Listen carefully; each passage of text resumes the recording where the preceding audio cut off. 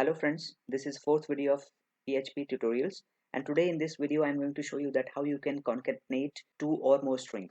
Concatenate means how we can join those strings. So here in PHP we can join the strings with the help of dot operator.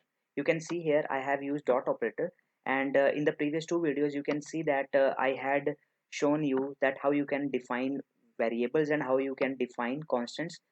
So I will continue with that only.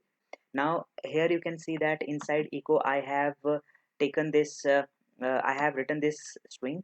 In the echo the paragraph is as follow, and after this I want here this constant.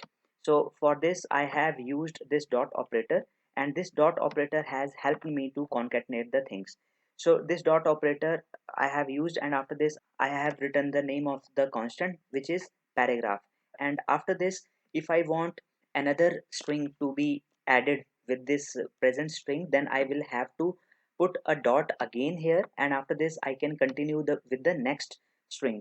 So here I have used this dot, and here I have written the next string, and after this again I wanted to insert the next constant name, so that is why I had used here again dot, and after this I have written the name of the year here.